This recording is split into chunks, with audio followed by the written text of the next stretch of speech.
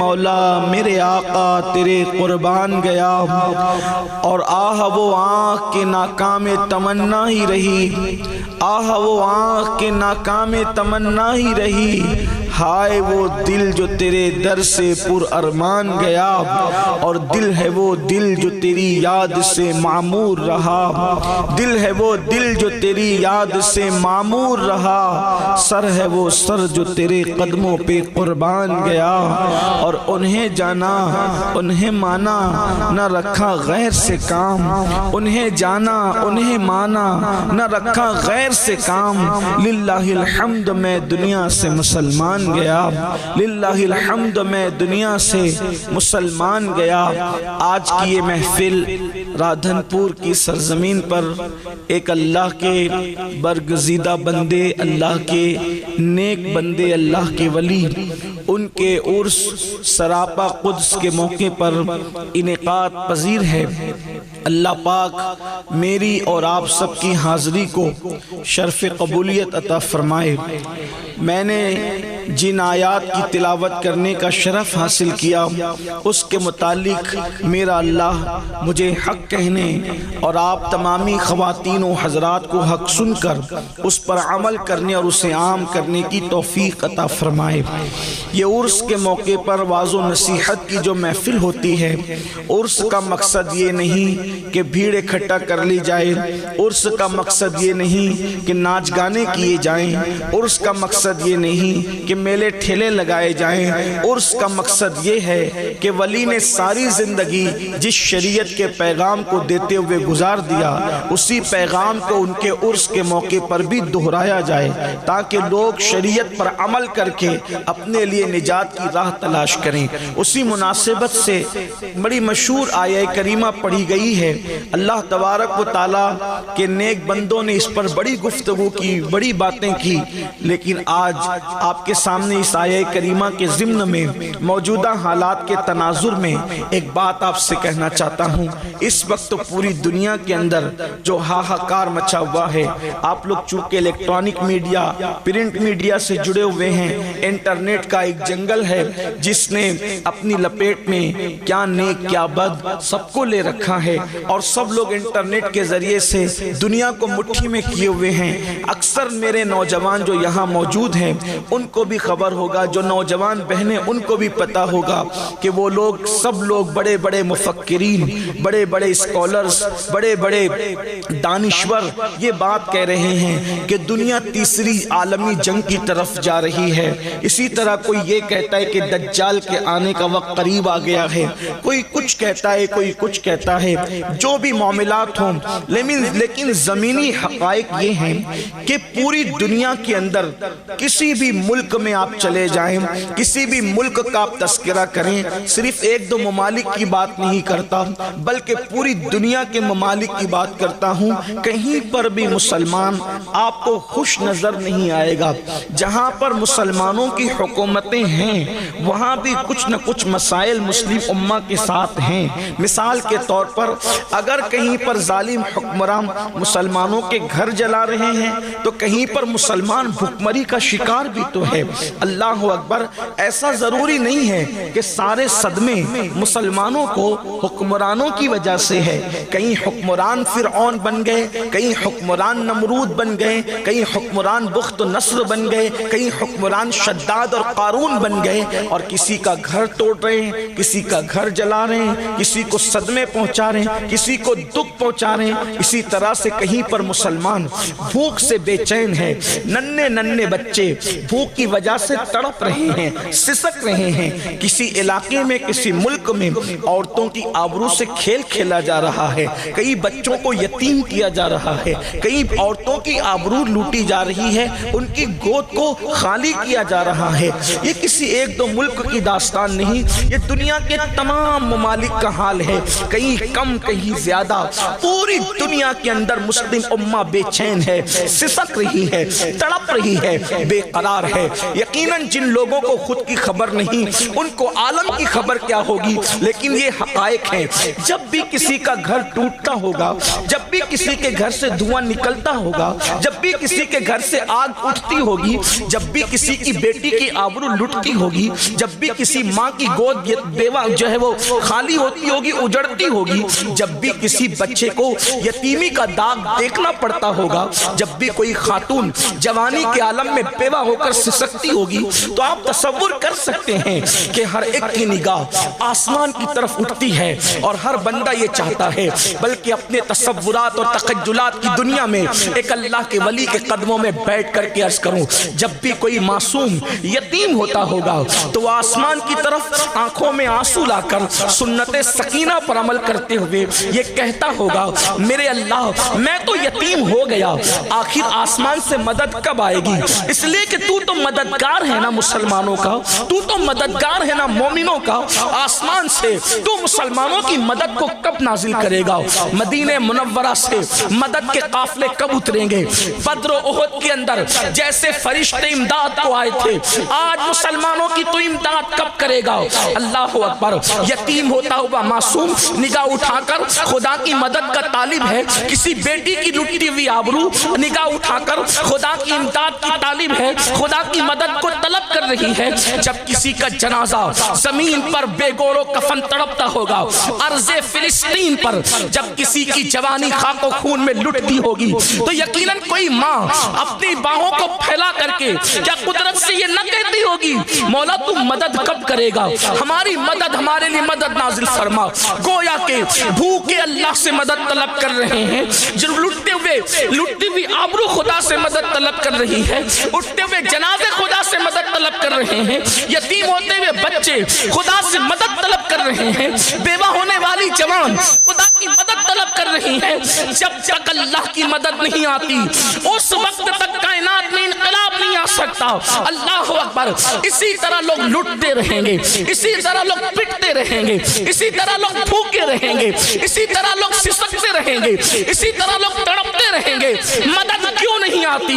اللہ نے تو ابراہیم خلیل کی مدد کی تھی۔ یہ واقعہ مسلمان کے بچے کو یاد ہے، اللہ نے ابراہیم کی مدد کی تھی۔ کس طرح سے؟ اللہ اکبر۔ جب وقت کا بادشاہ نمرود بن گیا اور اس نے ابراہیم پہ ظلم کیا تو نارے نمرود ابراہیم کے لیے گلزار ہو گئی تھی علیہ السلام۔ بولو آسمان سے مدد آئی تھی کہ نہیں آئی تھی؟ ہمیں ہمارے بچے کو یہ واقعہ یاد ہے، ہر کتاب کے اندر یہ بات لکھی ہوئی ہے۔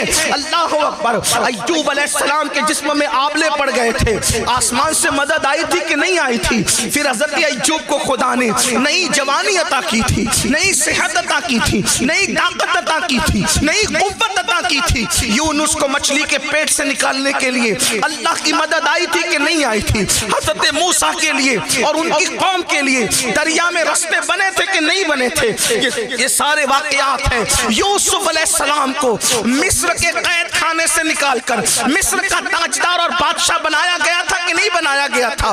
یہ ساری چیزیں مسلمان کے بچے کو پتا ہے۔ ان واقعات کا انکار نہیں کیا جا سکتا، کیونکہ یہ واقعات جو ہے وہ ان واقعات کا جو سرچشمہ ہے وہ قرآن مقدس ہے۔ اب انسان سوچتا ہے ہماری نئی نسل متزلزل ہے، یوسف کے لیے مدد آئی تھی، کہیں معاذ اللہ یہ صرف قصہ تو نہیں، یہ قصہ نہیں، یہ حقیقت ہے۔ ابراہیم کے لیے مدد آئی تھی، کیا یہ صرف قصہ یا حقیقت ہے؟ واللہ حقیقت ہے۔ اپنے قدموں کو متزلزل نہیں کرنا۔ پھر آج کیوں مدد نہیں آتی؟ امداد کے قافلے کیوں نہیں اترتے؟ 313 میدان میں ایک طرف تھے، 1000 کے مقابلے میں ڈٹے تھے، ہزاروں فرشتے آئے تھے کہ نہیں آئے تھے، اور 313 1000 پر غالب آ گئے تھے۔ یا اللہ آج بھی تو وہی ہے نا جو بدر میں تو تھا، آج بھی وہی ہے۔ تو گھٹنے بڑھنے سے پاک ہے، تیری شان ہے لا ضد لہ ولا مد لہ ولا مثل لہ ولا مثال۔ تو وہی تو ہے نا جو پتھروں کے اندر پھول پیدا کرتا ہے، تو وہی تو ہے نا کہ پہلی تاریخ کو چاند ہلال کی نظر میں، چاند ہلال کی شکل میں نظر کر آتا ہے اور 14ویں تاریخ کو وہی ننھا سا ہلال ناخون کی طرح دکھنے والا بدر کامل بن کر کے چمکتا ہے. وہ کون ہے جو ایک ننھے سے ہلال کو 14 دن کے اندر بدر کامل بنا دیتا ہے؟ وہ رب محمد ہے جس کا ہم کلمہ پڑھتے لا الہ الا اللہ اللہ اکبر. وہ وہی ہے الصمد لم یلد ولم یولد. وہ حی ہے، وہ قیوم ہے، وہ زندہ ہے، وہ شینک سے زیادہ قریب ہے، وہ ہر وقت ہمارے ساتھ ہے. ہوا ماکم اینما کنتم، تم جہاں کہیں ہو تمہارے ساتھ ہے. نحن اقرب الیہ من حبل الورید. جیسے وہ کل مدد کرنے کی طاقت رکھتا تھا آج بھی وہی طاقت ہے. وہی بادہ ہے، وہی جام ہے، وہی میخانہ ہے، وہی سرائی ہے، وہی سب کچھ ہے. وہ لیکن گردش ایام کی وجہ سے میخار بدل چکے ہیں. اگر آج بھی ہو ابراہیم سا ایمان پیدا، اگر میخار ابراہیم ہو جائے تو آج بھی کر سکتی ہے انداز گلستہ پیدا. میخانہ توحید وہی ہے لیکن کوئی بادہ ساگر کا متحمل تو آئے یوسف بن کر، تو وہ بھی مصر کے قید خانے سے نکل کر مصر کا تاجدار بنا دیا جائے. اللہ اکبر. اگر آج کوئی اسماعیل جیسا یقین کامل لے کر کے آئے تو آج بھی اسماعیل کی گردن پر چھری کام کرنے کے لیے تیار نہ ہو اور تم فدیہ بن جائے. اللہ اکبر. اسی طرح سے اللہ کی مدد آتی رہے گی. آپ سوچتے مدد کیوں نہیں آتی؟ ہم بھوکے مدد کیوں نہیں آتی؟ ہم پیاسے مدد کیوں نہیں آتی؟ ہم غریب مدد کیوں نہیں آتی؟ ہم مر رہے مدد کیوں نہیں آتی؟ ہم لٹ رہے مدد کیوں نہیں آتی؟ ہم پٹ رہے مدد کیوں نہیں آتی؟ اللہ کے ولی کے قدموں میں بیٹھ کر قرآن کی روشنی میں آپ کو کہہ رہا ہوں اللہ کی مدد ایسے نہیں آتی. اس کی کنڈیشن ہے. جو کنڈیشن پوری کر دے آج بھی مدد کو اترتے ہوئے دیکھ لو. آج بھی دیکھو. کیونکہ قرآن صرف حکایتوں کی کتاب نہیں، قرآن مقدس زندہ کتاب، زندہ خدا، زندہ نبی کی زندہ کتاب، زندہ مذہب کی زندہ کتاب. 1400 سال کے بعد بھی قرآن مقدس کے نزول کے بعد سے اب تک حالات بدلتے گئے، گردش ایام ہوتی گئی، لیکن قرآن کل بھی پورے آب و تاب کے ساتھ اپنے چیلنج کی مشعلے لے کر کے کھڑا تھا. اور آج بھی قرآن مقدس اسی شان کے ساتھ چیلنجوں کی مشعلے لے کر کے کھڑا ہے. ہے کوئی اس کا جواب لانے والا؟ اللہ اکبر. وَإِن كُنتُم فِي رَيْبٍ مِّمَّا نَزَّلْنَا عَلَىٰ عَبْدِنَا فَأْتُوا بِسُورَةٍ مِّن مِّثْلِهِ وَادْعُوا شُهَدَاءَكُم مِّن دُونِ اللَّهِ إِن كُنتُم صَادِقِينَ. آج بھی قرآن کا چیلنج ہے کوئی اس چیلنج کا جواب لانے والا؟ نہیں، ہرگز نہیں. آپ مجھ سے پوچھنا چاہتا ہوں اللہ کی مدد اگر چاہتے ہو، چاہے اپنی نجی زندگی میں پرسنل لائف میں چاہتے ہو، یا اپنے گھر کے اعتبار سے چاہتے ہو، یا اپنے گاؤں کے اعتبار سے چاہتے ہو، یا اپنے ملک کے اعتبار سے چاہتے ہو، یا پوری کائنات کے اعتبار سے چاہتے ہو، اگر چاہتے ہو اللہ کی مدد، ایک کنڈیشن ہے ابھی مدد اترتے ہوئے دیکھو گے. واللہ میں کوئی خطیب نہیں کہ خطابت کے جوہر دکھا کر چلا جاؤں. پوری ذمہ داری کے ساتھ ایک ولی کو سبق سنانے کے لیے آیا ہوں. ان کی موجودگی میں کہہ رہا ہوں اور میرا عقیدہ ہے ولی زیر زمین جنت کی ہوائیں کھاتے ہوئے میری اس گفتگو کو سماعت کر رہے ہیں اور انشاءاللہ وہ قیامت میں گواہی دیں گے. اللہ اکبر. میرے آقا علیہ السلام کے دیوانوں، تم جہاں چاہو اللہ کی مدد آ جائے، تم جہاں چاہو اللہ کی نصرت آ جائے، لیکن کنڈیشن ہے اللہ کی مدد ایسے نہیں آتی. قرآن اس کے لیے 2 شرط لگاتا ہے. استعینوا بالصبر والصلاۃ. اللہ کی مدد طلب کرو صبر اور نماز کے ذریعے سے. اللہ کی مدد کیسے آئے گی؟ 2 چیزوں سے. خواتین کی بھی توجہ چاہتا ہوں. اللہ نے کنڈیشن لگائی ہماری مدد. آپ دیکھ لو جس پہ مدد آئی وہ صابر بھی تھا اور نمازی بھی تھا. کسی بے نمازی پر اللہ کی مدد نہیں بتا سکتے. توجہ کریں.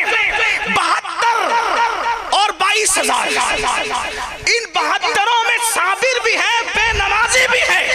اس لیے مدد حسین کے لیے آئی، مدد یزید کے لیے نہیں آئی. حالانکہ حسین بھی اللہ کا بندہ ہے اور یزید بھی اللہ کا بندہ ہے، لیکن اللہ کی کنڈیشن ہے ہم بندہ زندگی نہیں دیکھتے، ہم کنڈیشن دیکھتے ہیں، ہم خاندان بھی نہیں دیکھتے، کنڈیشن دیکھتے ہیں۔ استعینوا بالصبر والصلاۃ، جہاں صبر اور نماز ہے وہاں میری مدد کے جلوے دیکھتے ہیں۔ سبحان اللہ، نعرہ تکبیر، نعرہ رسالت، سبحان اللہ سبحان اللہ سبحان اللہ۔ علماء کی موجودگی میں ذمہ داری سے کہوں، بدر میں دونوں اولاد ابراہیم ہے، بدر میں دونوں اولاد اسماعیل ہے۔ ابو جہل کا شجرہ نسب بھی ابراہیم علیہ السلام سے جا کے ملتا ہے، اگرچہ ظاہری میں حالانکہ کفر و نسبتیں کاٹ دیتی ہے، کفر کی نسبتیں، کفر نسبت کاٹ دیتی ہے لیس من اہلک کہہ کر، لیکن شجرہ تو تھا نا، انہیں تو یہ غرور تھا کہ ہم اولاد ابراہیم، ہم متولی کعبہ ہے۔ ابو جہل کا شجرہ نسب بھی ابراہیم سے مل رہا ہے، اور ابو بکر کا شجرہ نسب بھی ابراہیم سے مل رہا ہے۔ ابو جہل کو مدد نہ آئی، ابو بکر کو مدد آئی، اس لیے کہ ابو بکر صابر بھی تھے، ابو بکر نمازی بھی تھے۔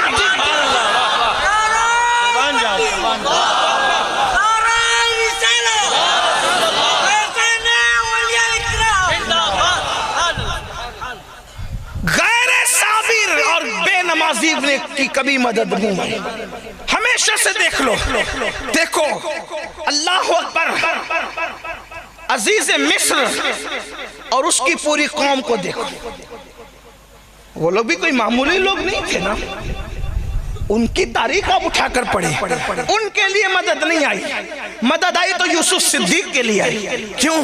یوسف نمازی بھی، یوسف صابر بھی۔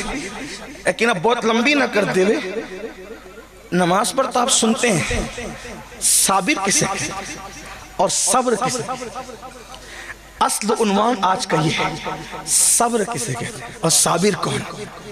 اب تک ہم نے بچپن سے کیا سنا؟ علماء کی بارگاہ میں سبق سناتے ہوئے غلطی کروں تو میری اصلاح کریں گے، احسان کریں گے مجھ پہ۔ صبر کا مطلب کیا؟ اب تک بچپن سے ہی سنا، ابا مر گئے نہ رونا صبر کرو، بیٹا مر گیا نہ رونا صبر کرو، یعنی لوگوں کے ذہن میں سوچ بن گئی نہ رونا صبر ہے اور رونا صبر کے خلاف۔ تو جو لوگ سخت دل لوگ ہیں یا جو لوگ محبتی سے آری ہے، جن پر رشتوں کو نبھانا بھاری ہے، جب کوئی مرتا ہے ان کی آنکھ میں کبھی آنسو نہیں آتے، تو کیا وہ صابر لوگ ہیں؟ اور ان اللہ مع الصابرین ان کے لیے جو باپ کا جنازہ پڑھنے بھی نہیں آتے، اگر آتے ہیں تو ہاتھ بند کر کے کھڑے رہتے ہیں، ہم ناپاک پڑھ نہیں سکتے، وہ صابر لوگ ہیں۔ مولوی رو رہا ہے بیچارہ باپ کی میت پہ، کا یہ بے صبرہ ہے، اور شرابی آنکھیں تان کر کے کھڑا ہے، دیکھو کتنے صبر کے ساتھ کھڑا۔ وہ صبر کے ساتھ نہیں، وہ تو سوچا ہے بڈھا مر گیا اچھا ہوا تاکہ میرے راستے کی رکاوٹ گئی، باپ مرا اچھا ہوا تاکہ مجھے حصہ ملنا ہے۔ بڑی معذرت کے ساتھ رونا صبر کے خلاف نہیں، رونے سے رکنا صبر نہیں۔ اگر رونا صبر کے خلاف ہوتا اس حدیث کا جواب آپ کہاں سے لائیں گے کہ میت پر تو رسول اللہ خود بھی روئے ہیں، میت پر حضور خود بھی روئے ہیں، اور پوچھا گیا تو حضور نے فرمایا یہ صبر کے خلاف نہیں ہے، یہ تو نشانی محبت ہے۔ رونا بے صبری نہیں ہے، رونا تو محبت کی نشانی ہے۔ کہاں کہاں بتاؤں کہاں روئے؟ اماں خدیجہ کا جنازہ ہے، رو رہے ہیں۔ حضرت ابراہیم کو دفن کرنے رو رہے ہیں۔ حضرت ابراہیم کے موقع پر تو لوگوں نے پوچھ لیا یہ ابراہیم ابن محمد حضور علیہ السلام کے سب سے کم سن صاحبزادے، آخری صاحبزادے جو حضرت ماریہ قبطیہ سے پیدا ہوئے، ان کا وصال ہوا تو حضور دفن کرتے ہوئے رو رہے، خاموش آنسو جاری۔ حضور آپ نے تو منع کیا رونے سے، آپ رو رہے ہیں۔ فرمایا یہ رونا منع نہیں، یہ تو محبت کی نشانی ہے کہ کوئی جدا ہو رہا ہے، کوئی دل کا پھل ٹوٹ رہا ہے، کسی کی گود خالی ہو رہی ہے، کسی کی گود اجڑ رہی ہے، کسی کے جانے سے تانے کا ذریعہ کچھ بن رہا ہے نا؟ تو یہ رونا صبر کے خلاف نہیں، محبت کی نشانی۔ حضور روئے، ماں خدیجہ کے جنازے پر روئے، حضرت ابراہیم کے وصال پر روئے، اسی طریقے سے حضرت حمزہ کے جنازے پر روئے، اسی طریقے سے حضرت اسود کے جنازے پر روئے، حضرت شہدائے احد کے جنازے پر روئے۔ حضور علیہ السلام آنکھوں سے آنسو جاری ہے، حتیٰ کہ بعد وصال بھی حضور امام حسین کی شہادت پر روئے۔ اٹھا کر کے سیاہ کو دیکھیں، دن بھر خون جمع کر رہے ہیں، آنکھ سے آنسو جاری ہے۔ حضرت ابن عباس نے جو خواب دیکھا تو اب تک ہم نے سمجھا کہ رونا صبر کے خلاف ہے، نہ رونا یہ صبر ہے، نہ ہم صبر کے مفہوم کو شاید ہم نے کہیں نہ کہیں چینج کیا۔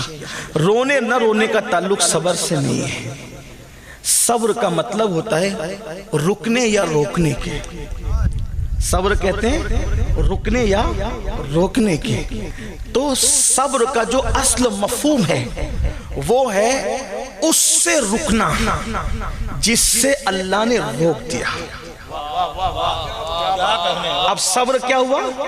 اس سے رکنا جس سے اللہ نے، اب میت پہ کیا کہتے ہیں؟ صبر کر، مطلب رونے سے نہیں روکا جا رہا ہے۔ میت کے موقع پر لوگ روتے روتے اس کی خوبیاں بنا کر کے بیان کر کر کے نوحہ کرتے ہیں، تو اللہ نے فرمایا مجھے غم کے موقع پر سب سے زیادہ جو آواز بری لگتی ہے وہ نوحے اور ماتم کی آواز ہے، اور خوشی کے موقع پہ ڈھول اور تالی کی آواز مجھے بری لگتی ہے۔ تو اللہ رب العزت کے نیک بندوں نے کہا صبر کرو، مطلب نوحہ مت کرنا، کیونکہ نوحے سے اللہ نے منع کیا ہے، ماتم مت کرنا، ماتم سے اللہ نے منع کیا ہے۔ اب کیا مطلب ہوا؟ صبر کا مطلب یہ کہ جس چیز سے اللہ نے تجھے روک دیا ہے اس سے رک جانے کا نام صبر ہے۔ اب قرآن کہہ رہا ہے استعینوا بالصبر، صبر اور مدد، صبر اور نماز سے اللہ کی مدد طلب کرو، یعنی جن جن گناہوں سے اللہ نے تمہیں روک دیا ہے تم اس سے رک جاؤ، اور رکنے کے بعد نماز ادا کرو۔ آج بھی آسمان سے مدد اترتی ہوئی اپنی نگاہوں سے دیکھ لو۔ سبحان اللہ، سبحان اللہ۔ اب مدد کیوں نہیں آتی؟ اب مدد کیوں نہیں؟ کہ ہم رک نہیں رہے ان کاموں سے جن کاموں سے اللہ نے روکا ہے، ہم ہر وہ کام کر رہے جس سے اللہ نے روکا ہے۔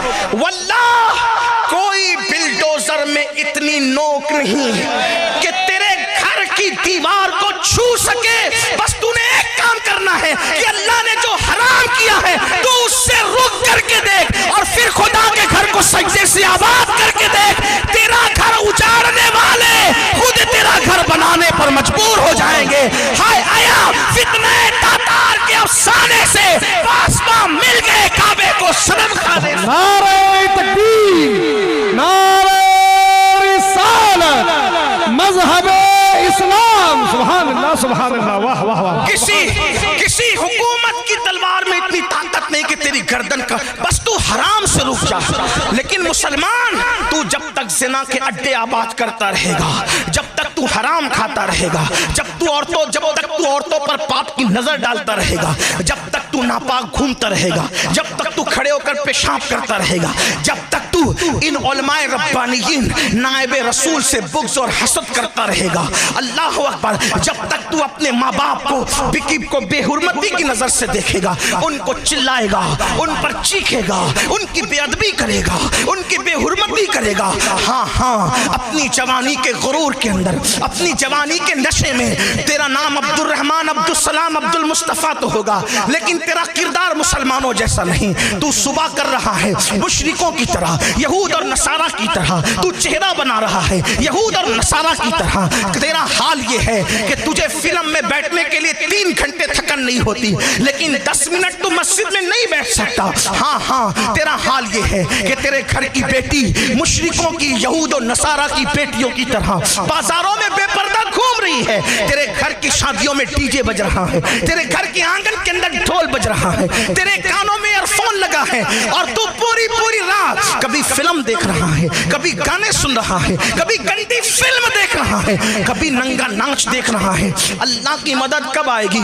بلکہ جب قوم اللہ کی نافرمان ہوتی ہے تو پھر اللہ رب العزت کافروں کو خود کھڑا کرتا ہے، اٹھو مارو ان کا فاسقوں کو۔ میں ایسے نہیں کہہ رہا ہوں، ہلاکو اور چنگیز خان کا نام سنا ہے، اس دور کا کوئی ظالم ہلاکو چنگیز کے برابر ہے، سوچ بھی نہیں سکتے۔ ہلاکو اور چنگیز، ان کے بارے میں آپ سوچ نہیں سکتے۔ ہلاکو چنگیز نے جب مسلمانوں پہ حملہ کیا ہے، کئی دنوں تک دجلہ میں پانی نہیں صرف خون نظر آتا، دریا میں خون نظر آتا، اور سر مسلمانوں کی کھرپڑیوں میں شراب پیتے تھے وہ لوگ، لائبریریاں انہوں نے جلا کر کے پانی میں بہائی تھی، مسلمانوں کی بیٹیوں کے ساتھ وہ ظلم کیا ہے کہ کبھی وقت ہو، یہی عنوان ہو تو اس پر تفصیلی گفتگو، لیکن میرا عنوان وہ نہیں، اتنا ظلم کیا۔ ایک بزرگ، ایک ولی کہتے ہیں کہ جب ان کی فوج چلتی تھی تو ایسا لگتا ہے فوج نہیں چل رہی ہے، جیسے سیلاب آ رہا ہے، سروں کا ایک سیلاب ہے۔ اس ولی نے سوچا کہ میں مقابلہ کروں گا ان کا، تو جب وہ مقابلے کے لیے گئے تو دیکھا کہ نہیں، میں مقابلہ نہیں کر سکتا۔ آپ ولی ہو کے نہیں کر سکتے؟ کہ ان کے سروں پر ولیوں کی روحیں ہیں۔ کن کے سروں پر؟ ان کافروں کے، چنگیز اور ہلاکو کی فوج کے سروں پر ولیوں کی روحیں، ولیوں کی روحیں، اور وہ روحیں تڑپ تڑپ ان کو کہتی ہے اے کافروں، ان فاسق فاجروں کو قتل کرو، کیونکہ یہ مسلمان نہ رہے، فاسق فاجر ہو گئے، شراب پی کر فاسق ہو گئے، زنا کر کے فاسق۔ یہ جتنی میری قوم تک میری آواز پہنچ رہی ہے، یہ تو نیک لوگ اللہ والے بیٹھے ہوئے ہیں، لیکن آپ سے کہتا ہوں ہر آدمی اپنے آپ کو بہتر جانتا ہے، میں بھی اور آپ بھی۔ اپنے من میں ڈوب کر سوچو کہ کتنے مسلمان ہو، اسلام کہاں ہے ہماری زندگی میں؟ تجارت سے لے کر نماز تک کون سے ہم مسلمان ہیں؟ ہمارے اندر اسلام کتنا ہے؟ ایک یہودی عیسائی جھوٹی قسم کھانے میں، حضرت اگر یہودی کو کہہ دو موسیٰ کی قسم کھائیں، یا وہ عیسائی سے کہہ دو عیسیٰ کی قسم کھائیں، وہ نہ کھائیں گے، اور تم 10 روپے کی سبزی اور 200 روپے کی چپل بیچنے کے لیے اللہ کی جھوٹی قسم کھاتے ہو۔ کتنے مسلمان ہو؟ ہنسنے کی بات نہیں۔ ہاں، یہودی اپنا مذہب کسی لڑکی کی بنیاد پہ چھوڑنے کو تیار نہیں، عیسائی اپنا مذہب کسی لڑکے کو دیکھ کر چھوڑنے کو تیار نہیں۔ اور یہ مسلمانوں کا حال ہو گیا کہ اگر کوئی لڑکی خوبصورت نظر آئے تو اپنا مذہب بھی اس کے قدموں میں رکھتے۔ تو کیا ہلاکو چنگیز خان سے زیادہ ظالموں کا تمہیں انتظار ہے؟ اور ان لڑکیوں کا حال یہ ہو گیا جو کنیزان فاطمہ کہلاتی ہے، اگر کوئی خوبصورت اور مالدار نظر آ گیا تو اس کے قدموں میں مذہب رکھ دیا۔ یاد رکھنا، مذہب کا کھلواڑ کرنے والوں کو زیادہ دن تک خوشی دیکھنا نصیب نہیں ہوتی۔ اگر کوئی بیٹی کسی خوبصورت اور مالدار کے چرنوں میں مذہب کی قربانی اور بلی دے رہی ہے تو ایک دن اس پر وہ آئے گا کہ وہ چھوڑ کر کے بھاگے گا، اور پھر مذہب اسلام بھی اس کو پناہ نہیں دے گا، اور وہ در در بھیک مانگنے پہ مجبور ہو جائے گی، عبرت کی موت مرنے پہ مجبور ہو جائے گی۔ اور ایسا ہی ان لڑکوں کا حال ہے جو حسن پر، جو دولت پر، جو طاقت پر، ان کے قدموں میں آج اپنا مذہب قربان کرنے ہیں۔ نادان، ایمان اور اسلام اس دولت کا نام ہے۔ اگر علی اکبر جیسا بیٹا لٹا کر کے اس کو بچا لیا جائے تو بھی سستا ہے، اس لیے کہ اسلام کے برابر کوئی چیز ہو ہی نہیں سکتی۔ یہ ہم نے کربلا سے سیکھا ہے، یہ ہم نے کربلا سے سیکھا۔ 6 مہینے کا معصوم لٹا کر اگر دین بچا لیا جائے تو بھی سستا، اس کی قیمت نہیں ہے، اس کو دین کہتے۔ تم لڑکے اور لڑکیوں کے قدموں پہ دین قربان کر رہے ہو، تو یہ ان ظالموں جیسا تو ہم سوچ بھی نہیں سکتے۔ مگر وہ ظالم آئے کیوں تھے؟ بہت لمبی نہیں کروں گا، ٹائم تو پہلے ہی زیادہ ہوا، تھوڑی دیر غور کرنا، شارٹ کروں گا۔ حالانکہ مجھے بہت سے عنوانات دیے گئے لیکن اب عنوانات کو چھڑنے کا ٹائم بھی نہیں۔ اللہ کرے کسی کے دل میں بات اترے۔ یاد رکھنا، تو آخر ہلاکو چنگیز خان جیسے ظالم مسلمانوں پہ کیوں مسلط کیے گئے؟ اور ولیوں کی روحیں کہہ رہی تھی ایک کافر ان فاسقوں کو مار ڈالو، قتل کرو۔ اس لیے کہ اس دور کا مسلمان بھی بہت دولت مند تھا۔ خلافت عباسیوں کی خلافت تھی اور دولت دی تھی، خدا نے بہت مال دیا تھا، پوری دنیا میں اسلام کا غلغلہ تھا، کئی بر اعظموں پر اسلام کی حکومت تھی۔ مسلمانوں کا حال یہ تھا کہ دوسرے ممالک کے بیت المال میں اور شاہی خزانے میں جتنی دولت نہیں ہوتی تھی اتنا بغداد کے ایک مسلمان کے پاس دولت ہوتی، اتنی دولت خدا نے دی تھی۔ لیکن دولت پا کر وہ ایسے ہی بگڑے تھے جیسے میرے ہندوستان کا تاجر بگڑا ہے، جیسے میرے ملک کے لوگ آوارہ ہوئے ہیں ویسی دولت پائی، دولت دینے والے خدا کو بھولا، کافروں جیسی شکل بنائی، یہود و نصارہ جیسا کلچر بنایا، زندگی انہی کی طرح۔ ہاں مسلمان کہلاتا تھا جب تک غریب تھا، آستانوں پر جا کر کے بھیک مانگتا تھا، مسجدوں میں آ کر کے پیشانی رگڑتا تھا۔ جب سے دولت ملی ہے دوسروں کے ساتھ اٹھنا بیٹھنا شروع کیا، اب چربی چڑھی ہے تو اسلام کا مذاق اڑا کے کہتا ہے یار یہ حلالہ کا تصور میرے سمجھ میں نہیں آتا، ذرا مولویوں کو سوچنا چاہیے۔ اور تو سوچے گا جس قانون کو میرے اللہ نے عطا کیا اس کے بارے میں تو سوچے گا، تیری اتنی اوقات ہے۔ اس لیے کہ مذہب کہتے اس کو ہیں جہاں عقل اتار کر کے داخل ہوا جاتا ہے، اور تجھے کیا پتا خدا کی حکمتیں کیا ہے، آ بیٹھ کر بات کر تب تجھے پتا چلے۔ جو تیرے سماج میں رائج اسلام اس حلالے کی تائید نہیں کرتا جو حدیث میں وہ اتنا خوبصورت ہے، اگر اس کا کانسیپٹ پیش کر دیا جائے تو آج بھی چنگیزی اور ہلاکوں کے دیوانے اسلام کے دامن میں پناہ لینے پر مجبور ہو جائے۔ لیکن تو نے پڑھا ہی نہیں، دین نہیں پڑھا، دھرم نہیں پڑھا، مذہب نہیں پڑھا، مسلک نہیں پڑھا۔ اللہ اکبر، تیرا حال تو یہ ہے میرے بھائی کہ تیرا غسل بھی 3 بچے پیدا ہونے کے بعد درست نہ ہو سکا۔ جس کو غسل کرتے نہ آیا 3 بچوں کی پیدائش کے بعد بھی، وہ قوم عزت پائے گی؟ وہ کب محمود غزنوی بنے گی؟ اس قوم کو فاروق اعظم کی طرح اقتدار ملے گا؟ نہیں، ایسا نہیں ہو سکتا۔ ہماری خواہش کیا ہے؟ اچھے کپڑے پہنو، عزت ملے گی، اچھا موبائل استعمال کرو، عزت ملے گی، اچھی گاڑیوں میں گھومو، عزت ملے گی۔ نادان ہو، اچھے کپڑے پہننے سے کبھی منع نہیں کرتا، میں تو کہتا ہوں پہنو، اس لیے کہ دوسروں کے درمیان جینا ہے، پہنو۔ اچھے جوتے پہنو، لوگوں کے درمیان جینا ہے، پہنو۔ آپ کہیں گے آپ یہ کہاں سے لاتے ہو؟ میں نے کہا میں دین سے ادھر ادھر ہٹنے کو تیار نہیں، میرے دین میں سب موجود ہے، ہمارے مذہب اسلام میں سب موجود ہے۔ ایک مرتبہ امام موسیٰ کاظم نے بڑے مہنگے جوتے پہنے، اور بڑے مہنگے جوتے پہن کر جب بادشاہ نے بلایا تو اس کے دربار میں انہی جوتوں کے ساتھ گئے۔ بادشاہ کا نام تو نہیں لیتا، بادشاہ نے چڑھ کر کہا آل رسول ہو، سید ہو، اتنے مہنگے جوتے پہن کے آتے ہو، نبی کی اولاد ہے۔ ہنس کے کہتے ہیں اسی لیے اتنے مہنگے پہنتے ہیں کہ تم جیسے دنیا داروں کی نظر ہمارے جوتوں پر رہے، ہمارے چہرے تک پہنچنے لگے، بس ہمارے جوتے ہی دیکھتے رہو، ہمارے چہرے تک نوبت ہی نہ آئے۔ تو ایسے جوتے پہنو کہ لوگ تمہارے جوتے پر ہی نظر رکھے، چہرے تک ان کی اوقات بھی نہیں ہے۔ ہاں میں منع نہیں کر رہا ہوں، لیکن موسیٰ کاظم جیسا چہرہ تو بنا، تو نے تو چہرہ یہود و نصارہ کی طرح بنا رکھا ہے۔ ایک مرتبہ امام جعفر صادق نے بڑا قیمتی جبہ پہنا، ایک حاسد آ کر کے کہنے لگا آل نبی ہو کر کے اتنے مہنگے کپڑے پہنتے ہو، فوراً کرتا اٹھا دیا تو نیچے ٹاٹ تھا، بولا یہ کیا ہے؟ تو کہا یہ جو ٹاٹ ہے نا اس کے لیے، یار کے لیے، اور یہ خوبصورت جبہ تیرے جیسے مکار کے لیے، تاکہ لوگ ہمیں حقیر نہ سمجھیں، تاکہ لوگ ہمیں حقیر۔ دنیا میں جینا ہے تو ہمیں لوگوں کے ساتھ اس طرح کا رویہ کرنا ہوگا، لیکن اندر تو کچھ ہو نا، اندر کسی کے لیے ہو تو سب اوپر ہی اوپر کر رہے ہو۔ تو ہمیں عزت کپڑوں سے نہیں، ہمیں عزت قیمتی موبائل سے نہیں، ہمیں عزت کاروں سے نہیں۔ آپ کو پتہ عزت ملنا کیسے ہے؟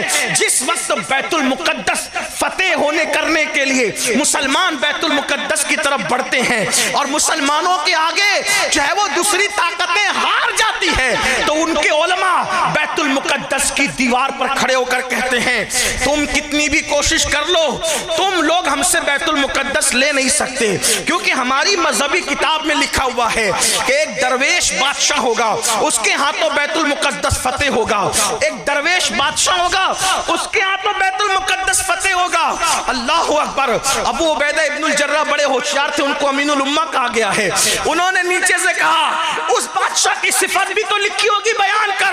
تو کہا ہاں تیرا چہرہ گول ہے، وہ تو فتح کرنے آیا نا بیت المقدس، تیرا چہرہ گول ہے، تو نہ کر سکے گا، اس کا چہرہ تھوڑا سا لمبا ہے، اس کی داڑھی بڑی بڑی پتلی پتلی سینے تک آئی ہوئی ہے، اس کا چہرہ سرخ ہے، اس کے ہونٹ پتلے پتلے ہیں، تیرے گال اوپر ہے، اس کے گال اندر کی طرف ہے، اور اس کی جو لنگی ہے وہ اس کے ٹکنے کے اوپر ہے، اس کا لباس اس طرح کا ہے اور وہ اس طرح کا اور اس طرح کا ہے۔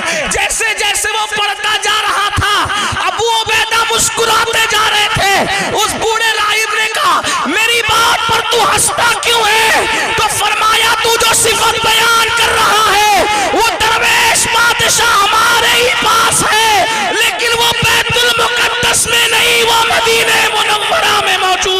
सुभान अल्लाह। नारे तकबीर, नारे रिसालत। बुला उसको, अगर मैं देख लूंगा तो उसको बिन लड़े चाबी दे दूंगा। फिर अबू उबैदा खत लिखते अमीरुल मोमिनीन जानशीन रसूल फारूक आजम सैयदना उमर इब्न खत्ताब गैसुल मुनाफिकीन इमामुल मुजाहिदीन इमामुल मुशाहिदीन फी रब्बिल आलमीन। अल्लाहु अकबर। मेरे नबी का जानशीन, मेरे नबी का परवरदा, मेरे नबी का तरबियत याफ्ता, जिसको रसूलुल्लाह ने साया सजाया संवारा निखारा और इतना बुलंद कर दिया कि आका फरमाते मेरे बाद कोई नबी होता तो वो उमर इब्न खत्ताब होते। ला नबी बादी, मगर मेरे बाद कोई नबी नहीं। 3 बर्रे आजमों का हाकिम, एक मुल्क का नहीं, 3 बर्रे आजमों के हाकिम को खत लिखा है बैतुल मुकद्दस आना है। आज देख लो दुनिया के वजीरों को एक मुल्क से दूसरे मुल्क जाते तो कितना इतराते हैं, फिर भी हाल ये होता है कि लोग नजर उठाकर देखते भी नहीं।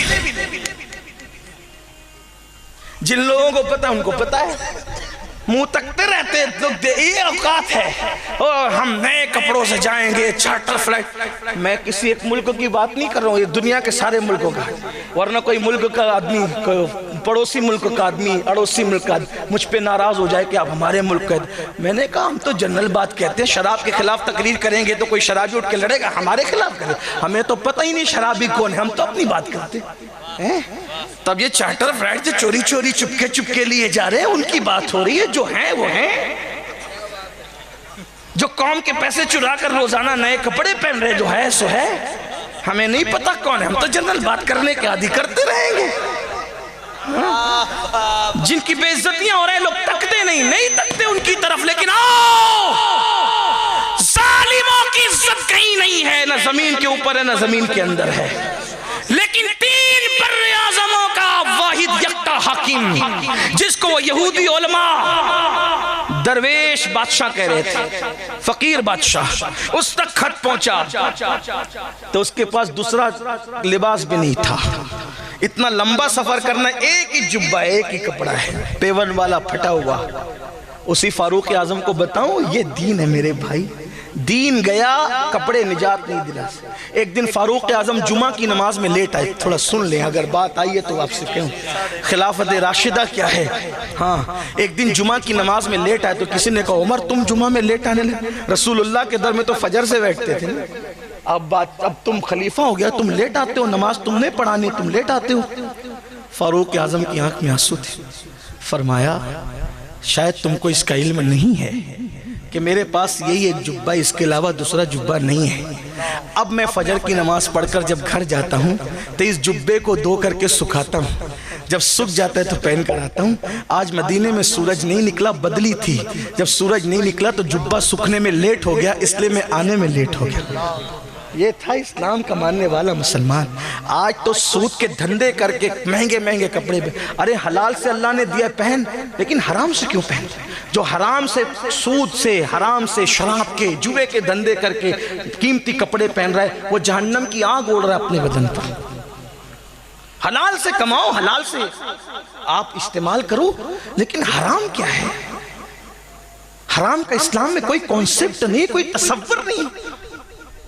और जब तक मुसलमान हराम में डूबा रहेगा उस वक्त तक अल्लाह की मदद कभी नहीं है। इससे बदतरीन हालात होंगे। मैं बद्दुआ के तौर पे नहीं कह रहा हूं, मैं यकीन और हक़ाइक़ के तौर पे कह रहा हूं। हम रहे न रहे, जो लोग रहेंगे वो देखेंगे। अगर मुसलमान अब भी नहीं सुधरा, इससे बदतरीन हालात होंगे। जंगल के दरिंदे, बकरियां, गधों, कुत्तों, बिल्ली के जो हालात लोग देखते हैं, उससे बदतरीन अमवात होगी लोगों की।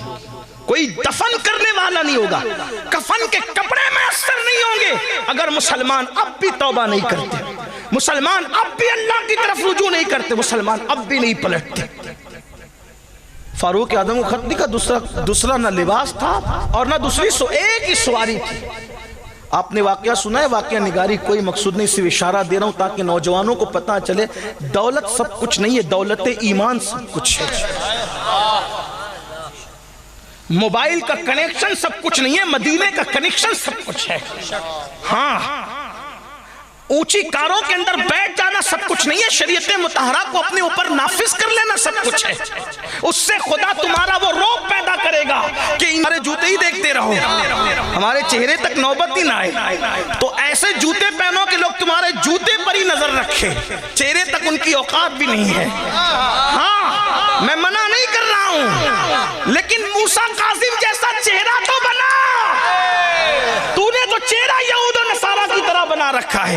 ایک مرتبہ امام جعفر صادق نے بڑا قیمتی جبہ پہنا، ایک حاسد آ کر کے کہنے لگا آلے نبی ہو کر کے اتنے مہنگے کپڑے پہنتے ہو، فوراً کرتا اٹھا دیا تو نیچے ٹاٹ تھا، بولا یہ کیا ہے؟ تو کہا یہ جو ٹاٹ ہے نا اس کے لیے، یار کے لیے، اور یہ خوبصورت جبہ تیرے جیسے مکار کے لیے، تاکہ لوگ ہمیں حقیر نہ سمجھیں، تاکہ لوگ ہمیں حقیر۔ دنیا میں جینا ہے تو ہمیں لوگوں کے ساتھ اس طرح کا رویہ کرنا ہوگا، لیکن اندر تو کچھ ہو نا، اندر کسی کے لیے ہو تو سب اوپر ہی اوپر کر رہے ہو۔ تو ہمیں عزت کپڑوں سے نہیں، ہمیں عزت قیمتی موبائل سے نہیں، ہمیں عزت کاروں سے نہیں۔ آپ کو پتہ عزت ملنا کیسے ہے؟ جس وقت بیت المقدس فتح ہونے کرنے کے لیے مسلمان بیت المقدس کی طرف بڑھتے ہیں اور مسلمانوں کے آگے جو ہے وہ دوسری طاقتیں ہار جاتی ہیں، تو ان کے علماء بیت المقدس کی دیوار پر کھڑے ہو کر کہتے ہیں تم کتنی بھی کوشش کر لو، تم لوگ ہم سے بیت المقدس لے نہیں سکتے، کیونکہ ہماری مذہبی کتاب میں لکھا ہوا ہے کہ ایک درویش بادشاہ ہوگا، اس کے ہاتھوں بیت المقدس فتح ہوگا، ایک درویش بادشاہ ہوگا، اس کے ہاتھوں بیت المقدس فتح ہوگا۔ اللہ اکبر۔ ابو عبیدہ ابن الجراح بڑے ہوشیار تھے، ان کو امین الامہ کہا گیا ہے۔ انہوں نے نیچے سے کہا اس بادشاہ کی صفت بھی تو لکھی ہوگی، بیان کر۔ تو کہا ہاں تیرا چہرہ گول ہے، وہ تو فتح کرنے آیا نا بیت المقدس، تیرا چہرہ گول ہے، تو نہ کر سکے گا۔ اس کا چہرہ تھوڑا سا لمبا ہے، اس کی داڑھی بڑی بڑی پتلی پتلی سینے تک آئی ہوئی ہے، اس کا چہرہ سرخ ہے، اس کے ہونٹ پتلے پتلے ہیں، تیرے گال اوپر ہے، اس کے گال اندر کی طرف ہے، اور اس کی جو لنگی ہے وہ اس کے ٹکنے کے اوپر ہے، اس کا لباس اس طرح کا ہے اور وہ اس طرح کا اور اس طرح کا ہے۔ جیسے جیسے وہ پڑھتا جا رہا تھا ابو عبیدہ مسکراتے جا رہے تھے۔ اس بوڑھے راہب نے کہا میری بات پر تو ہنستا کیوں ہے؟ تو فرمایا تو جو صفت بیان کر رہا ہے وہ درویش بادشاہ ہمارے ہی پاس ہے، لیکن وہ بیت المقدس میں نہیں، وہ مدینہ منورہ میں موجود ہے۔ سبحان اللہ، نعرہ تکبیر، نعرہ رسالت۔ بلا اس کو، اگر میں دیکھ لوں گا تو اس کو بن لڑے چابی دے دوں گا۔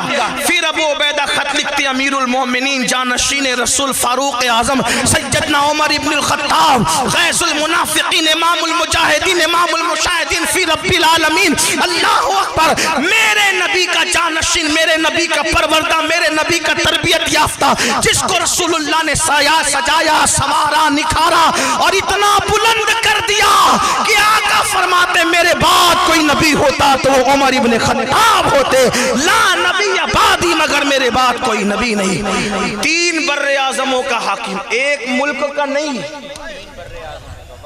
3 بر اعظموں کے حاکم کو خط لکھا ہے بیت المقدس آنا ہے۔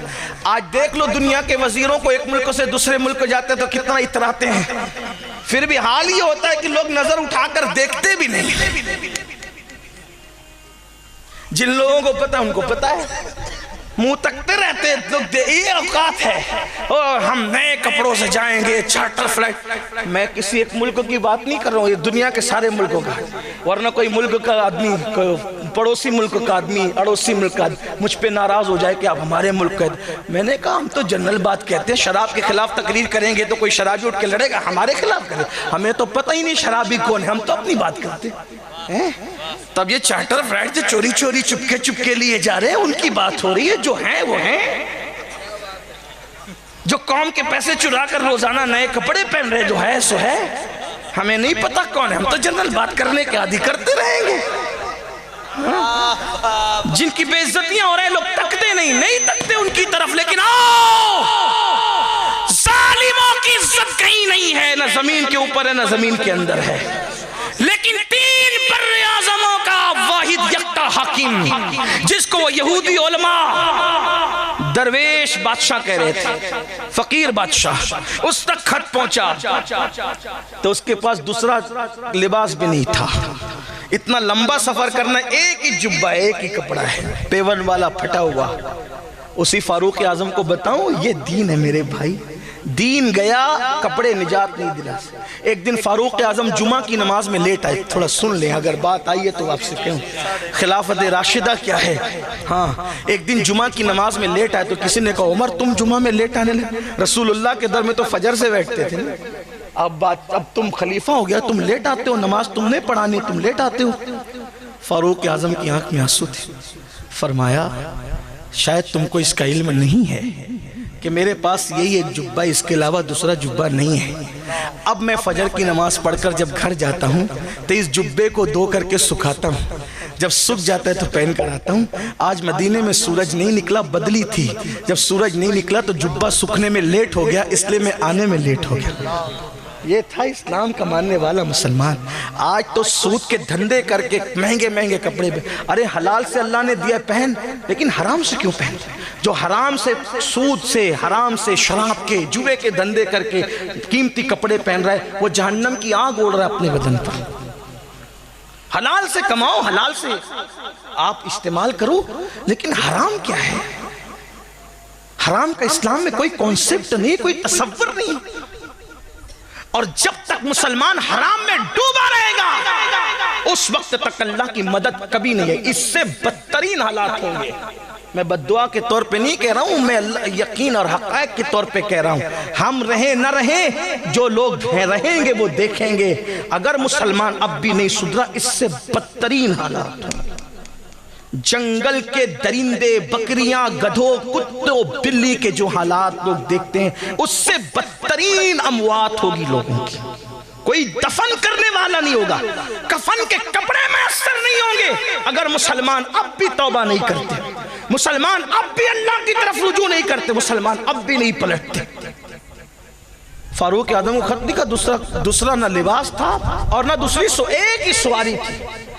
آپ نے واقعہ سنا ہے، واقعہ نگاری کوئی مقصود نہیں، صرف اشارہ دے رہا ہوں تاکہ نوجوانوں کو پتہ چلے دولت سب کچھ نہیں ہے، دولت ایمان سب کچھ ہے. موبائل کا کنیکشن سب کچھ نہیں ہے، مدینے کا کنیکشن سب کچھ ہے. ہاں اونچی کاروں کے اندر بیٹھ جانا سب کچھ نہیں ہے، شریعت مطہرہ کو اپنے اوپر نافذ کر لینا سب کچھ ہے. اس سے خدا تمہارا وہ روب پیدا کرے گا کہ انشاءاللہ جانور بھی تمہارا احترام کرتے نظر آئیں. لوگوں کو حیرت ہوگی اگر بات کروں تو فاروق اعظم رضی اللہ تعالیٰ عنہ کہ اونٹ چرانے کے لیے جب جانور جاتے تھے تو فاروق اعظم رضی اللہ تعالیٰ عنہ کہتے تھے میں اللہ کے کام میں لگاؤں، اب ذرا تم سیدھے سیدھے چرنا. تو وہ سیدھے سیدھے ان کو چروائے کی ضرورت بھی نہیں پڑتی. آپ سمجھتے کیا ہے؟ حلال کو، دین کو آپ نے کیا سمجھا ہے؟ آپ نے دین کو سمجھا کیا ہے؟ دین کی اہمیت آج مسلمان کے پاس نہیں. کیوں؟ اس لیے کہ ہم پیدائشی مسلمان ہیں. ہمیں دین حاصل کرنے کے لیے نہ بیٹا قربان کرنا پڑا، نہ بھائی قربان کرنا پڑا، نہ بیٹیوں کی قربانی دینی پڑی. وہ جو اصحاب رسول تھے، حضور کے صحابہ، حضور کی اہل بیت، انہوں نے قربانیاں دے کر کے دین حاصل کیا تھا نا، تو تب ان کو اس کی اہمیت کا اندازہ تھا. ہمیں کوئی اہمیت کا اندازہ نہیں ہے. ہم تو مسلمان باپ کے گھر میں پیدا ہوئے، گوشت انڈا مچھی کھانے والے مسلمان بن گئے اور اسی پر جنت کا سودا کرنے لگے. سن لو اچھی طرح سے، اصل دین کی طرف آؤ. تو اختصار کے ساتھ کام لیتے ہوئے عرض کر رہا ہوں کہ فاروق اعظم ایک ہی سواری ہے، اونٹنی ہے، غلام کو ساتھ لے جانا ہے. لیکن دنیا نے دیکھا یہ اسلام ہے. جو اسلام ہم پیش کر رہے ہیں اس کو سن کے تو لوگ گالیاں ہی دیں گے. لوگ کہتے لوگ ہمیں گالیاں دیتے. میں نے کہا دیں گے نا جو تم پیش کر رہے ہو. پڑوسی تمہارا تم سے چین سے نہیں ہے، بیویاں سکون سے نہیں ہے تمہارے گھروں میں. برا مت ماننا. سالن میں نمک زیادہ ہوتا ہے تو اس کو مارتے ہو، بیویاں مارنے کی چیز ہے. اب بتائیں، ام المومنین سیدہ عائشہ صدیقہ فرماتی ہے حضور علیہ السلام نے اپنی کسی بیوی کو اپنی ذات کے لیے کبھی نہیں پوچھا کہ یہ کام تو نے کیوں کیا اور یہ کام کیوں نہیں کیا. کبھی کسی بیوی کو ڈانٹا تک نہیں. یہ اسلام ہے. بیوی کو نہ ڈانٹنا اسلام ہے. مار رہے ہو، جلانے کی دھمکی دیتے ہو، کاٹنے کی دھمکی دیتے ہو، واپس گھر بھیجانے کی دھمکی دیتے ہو، طلاق کی دھمکی دیتے ہو، کہاں کس دین پہ عمل کر؟ بیویوں کے معاملے میں دین پر عمل ہے. حضور علیہ السلام نے اپنے بچوں کی، اپنے شہزادوں کی پرورش کیسے کی؟ حضور کے گھر میں بچے آئے اس لیے تھے تاکہ لوگوں کو پتہ چلے کہ بچوں کو کیسے پالا جاتا ہے. بچوں کو موچوں پہ تاؤ دے کر کے آنکھ دکھاتے، اور رسول اللہ اپنے شہزادے امام حسن امام حسین کو زمین پر گھٹنے اور ہاتھ رکھ کر کے کہتے تمہارا گھوڑا آ گیا، بیٹھو اس پر۔ بچوں کو یوں بھی کھلانا تو سنت ہے نا، تمہارا گھوڑا آ گیا۔ کون کہہ رہا ہے؟ صاحب براق کہہ رہا ہے تمہارا گھوڑا آ گیا۔ کعبہ قوسین کی حدیں جس کے سامنے سمٹ آئی ہے وہ کہہ رہا ہے تمہارا گھوڑا آ گیا۔ اور بچے بھی کتنے شان والے تھے، انہیں بچہ کہوں تو کس منہ سے کہوں، اس لیے کہ وہاں تو گود میں عالم شباب حال شباب کچھ نہ پوچھ، وہاں تو بچپنے میں جوانی رشک کی اور رانائی کی نظر سے دیکھ رہی ہے، لیکن شہزادہ حسین کہتے نانا آپ جب کا آپ کا گھوڑا آتا ہے تو اس کی لگام ہوتی ہے، ہمارا گھوڑا آیا تو وہ بے لگام کیسے آیا؟ تو اپنی زلفیں پکڑا دی، یہ تیرے گھوڑے کی لگام ہے، یہ تیری سواری کی لگام۔ یہ بچوں کو پرورش کرنے کا طریقہ، یہ مارا، یہ ڈانٹا، یہ اٹھا، یہ پھینک، گھر میں آئے تو بچے بلی کی طرح دبک گئے، پھر فخر سے دوستوں میں کہتے ہیں میرا تو گھر میں اتنا روب ہے کہ میں گھر جاتا ہوں تو میرے بچے دبک جاتے ہیں، تو ظالم ہی ہے۔ پھر ہنسنے کی بات نہیں، بچوں کا سب سے بہترین اگر کوئی دوست ہے تو وہ اس کا باپ ہے، اور جو باپ اپنے بچوں کا دوست نہ بن سکے اس کی اولاد کبھی سدھری بھی نہیں ہو سکتی، وہ کہیں اور دوست ڈھونڈے گی، پھر اس کو غلط دوست ملیں گے۔ باپ بہترین دوست ہونا چاہیے، بلکہ باپ اور بیٹے کی دوستی اس حد تک پہنچ جانی چاہیے کہ اگر بیٹے کو شادی کی حاجت ہو تو وہ اپنے باپ سے ہنستے ہوئے کہہ سکے کہ ابا اب میری شادی کر دو۔ یہ اسلام ہے۔ ہاں آپ کہیں گے کہ ہمارے بچوں کو آپ بگاڑنے آئے، میں بگاڑنے نہیں آیا ہوں۔ کیوں پتہ ہے مجھے؟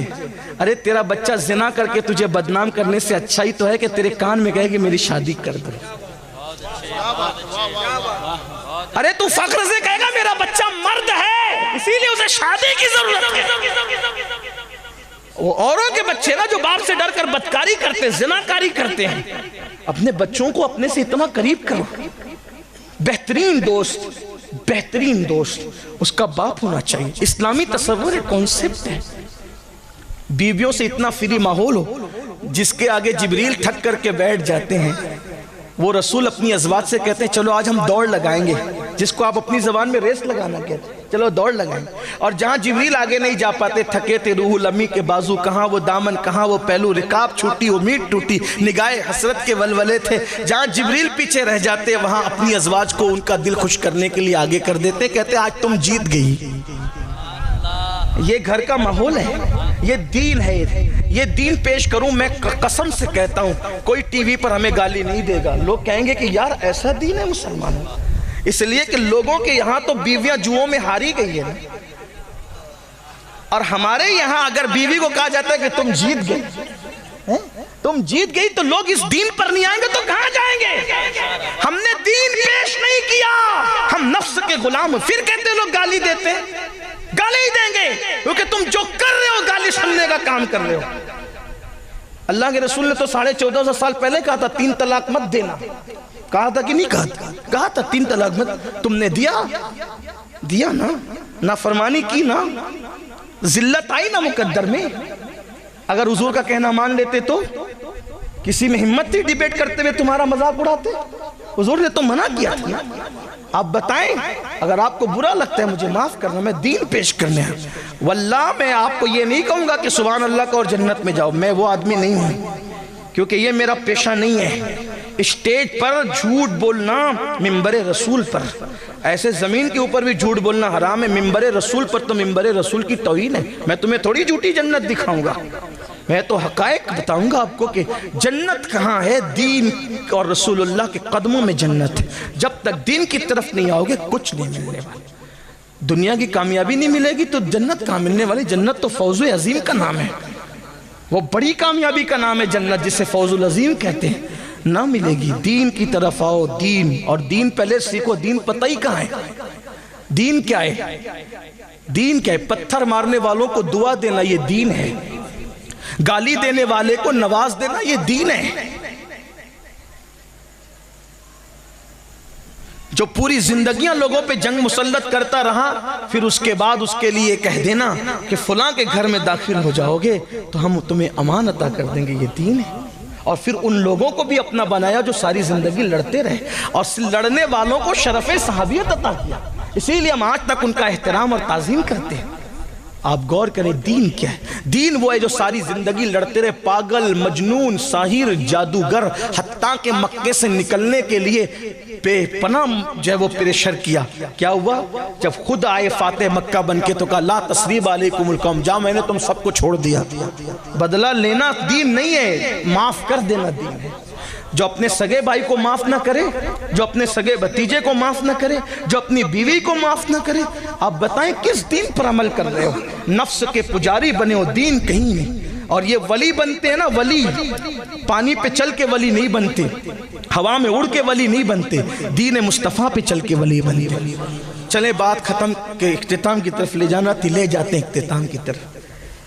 ایک اونٹنی ہے، ایک لباس ہے، ساتھ میں غلام ہے، اور پھر تین بر اعظموں پہ حکومت کرنے والا وہ حاکم بلا شرکت غیرے، جانشین رسول اللہ کا خلیفہ سیدنا فاروق اعظم چلتے ہیں کس شان سے دین پر عمل کرتے ہوئے، اور اپنے غلام سے کہتے ہیں کہ ایک ہی سواری ہے، اس لیے کچھ دیر میں سواری پہ بیٹھوں گا اور پھر تم مجھے نکیل پکڑ کر میری اونٹنی کے لے کے چلنا، پھر میری باری ختم ہوگی تو تم بیٹھو گے اور میں نکیل پکڑ کر کے چلوں گا۔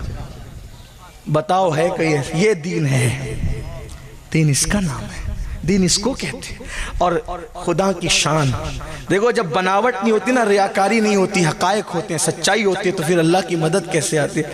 جب بیت المقدس آیا تو باری تھی غلام کی، غلام ہاتھ جوڑ جوڑ کر کہتا تھا آپ بیٹھے وہ کیا کہیں گے، آپ بیٹھے وہ کیا کہا، کوئی کچھ کہے ہمیں اس سے لینا نہیں ہے، یار کیا کہے گا، بات تو یہ نہیں۔ آج تو ہم نے پوری بات ہی، ارے مولانا اگر میں اپنی بیٹی کی شادی پر سود لے کر بیاج لے کے کھانا نہیں کروں گا تو قوم کیا کہے گی؟ قوم نے تجھے جنت میں لے جانا ہے۔ کوئی کچھ کہے نا، کہہ دے لوگ تمہیں فقیر، کہہ لینے دو، 3 دن تک بکیں گے پھر اپنے کام میں لگ جائیں۔ نیک کام کرو گے تو اس کے چرچے بھی 2-3 دن تک لوگ کرتے ہیں، برا کام کرو گے تو بھی لوگ اس کے چرچے